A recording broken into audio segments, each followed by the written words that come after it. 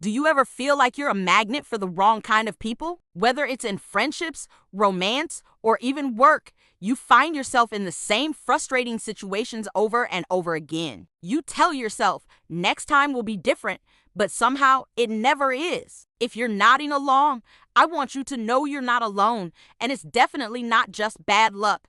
What if I told you there's a reason this keeps happening, and more importantly, that you have the power to change it? Today, we're diving deep into the psychology behind why we keep attracting the wrong people and, most importantly, how to break the cycle for good. This isn't about blaming yourself. It's about empowering yourself with understanding. So, grab a cup of tea, get comfortable, and let's figure this out together. First, let's get one thing straight. The phrase attracting the wrong people can be a bit misleading. It's not like you're sending out some secret signal that only toxic people can pick up. It's more about who you are drawn to and who you allow to stay in your life. It's a two-way street. The pattern isn't about some mystical force of attraction. It's about recognition, comfort, and unmet needs. One of the biggest reasons we fall into these patterns is what psychologists call repetition compulsion. It is a fancy term for a simple idea.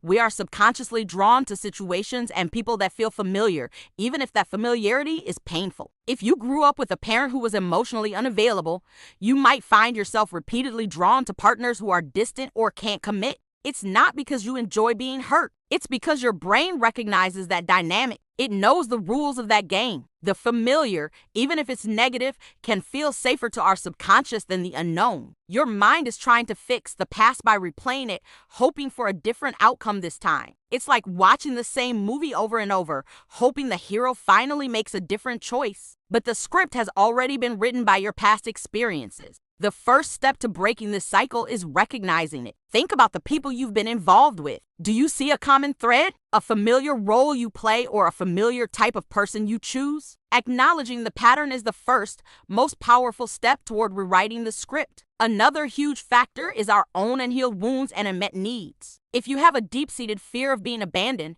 you might tolerate all sorts of red flags because the thought of being alone is even scarier. Or maybe you don't feel worthy of love, so you settle for someone who treats you poorly because, on some subconscious level, you believe that's all you deserve. These are not conscious thoughts, but they drive our behavior from the shadows. When we don't feel whole on our own, we look for someone else to complete us. This creates a dangerous dynamic where we give our power away. We might become a people pleaser, losing ourselves to keep someone else happy, or we might attract someone who needs fixing, turning us into a perpetual caretaker. The problem is another person can't heal your wounds. That's an inside job. When you start to heal and meet your own needs for validation, security, and love, you stop looking for a savior or a project. You start looking for a partner. So how do we actually stop this? How do we break the cycle and start choosing people who are good for us? The journey starts with self-awareness. You have to become a detective in your own life. Get a journal and start writing. What are the common characteristics of the people you've chosen in the past?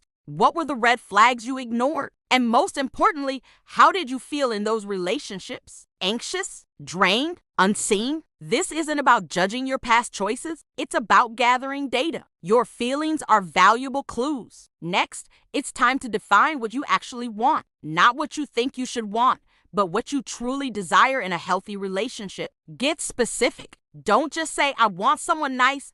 What does nice look like in action? It might mean someone who communicates openly, respects your boundaries, and supports your growth. Make a list of your non-negotiables, the absolute deal breakers. And just as importantly, make a list of what you bring to the table. A healthy relationship is a partnership of equals. By understanding your own value, you'll be less likely to settle for less than you deserve. This isn't about creating a perfect checklist for a perfect person. It's about creating a compass for yourself. When you know your true north, it's easier to spot when you're heading in the wrong direction. This leads us to the most crucial and often the most difficult step, setting and enforcing boundaries. Boundaries are not walls to keep people out. They are gates that you control. They are the rules of engagement that tell others how they can and cannot treat you. If you've been a people pleaser, this will feel incredibly uncomfortable at first. You might be afraid of disappointing someone or being seen as difficult.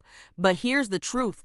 People who are right for you will respect your boundaries. People who are wrong for you will test them, push them, and get angry when you hold firm. Your boundaries are a filter. They automatically weed out the people who aren't capable of having a healthy relationship with you. Start small. Practice saying no to a small request. State a preference instead of just going with the flow. Each time you honor your own needs, you build self-respect and teach others how to treat you. Another powerful strategy is to change your environment. The saying you are the average of the 5 people you spend the most time with is true. If your social circle is full of people who are in unhealthy dynamics or who enable your old patterns, it's going to be very hard to change. Seek out people who are in the kinds of relationships you aspire to have. Join groups or classes based on your interests: hiking, book clubs, volunteering. When you're engaged in activities you love, you're more likely to meet people who share your values and passions. You'll be meeting people from a place of strength and shared interest, not from a place of loneliness or need.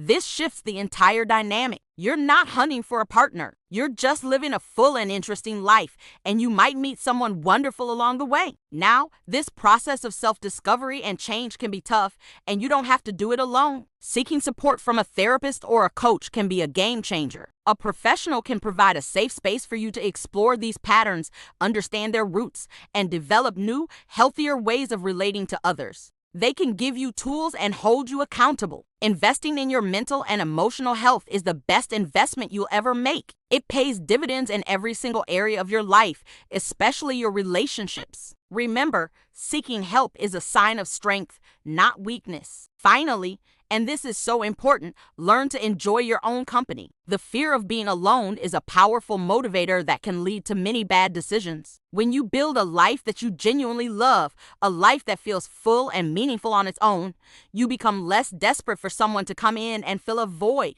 You become the source of your own happiness. You take yourself on dates. You pursue your hobbies with passion. You build a strong support system of friends and family. When you get to this place, a romantic partner becomes a wonderful addition to your life, not the center of it. The irony is, the moment you become truly okay with being alone is often the moment you attract someone truly wonderful. Your energy shifts. You radiate confidence, self-respect, and wholeness, and that is incredibly attractive to other healthy, whole people. So, to recap, recognize the familiar, often painful patterns. Heal your own wounds and learn to meet your own needs. Define what you truly want and establish firm boundaries. Change your environment and seek out healthy connections. And most importantly, learn to love the life you're living right here, right now, on your own. Breaking this cycle isn't an overnight fix. It's a journey of self-love and self-discovery. There will be moments when you feel like you're slipping back into old habits, and that's okay. Be patient and compassionate with yourself. Every step you take toward understanding yourself and honoring your needs is a victory. You are not destined to repeat the past. You have the power to write a new story for yourself, one filled with connection, respect, and genuine happiness. You absolutely deserve it. Thank you so much for spending this time with me today. If this resonated with you, please leave a comment below and share your own experiences. I love hearing from you all. And don't forget to like this video and subscribe for more content on building a life you love. Until next time, take care.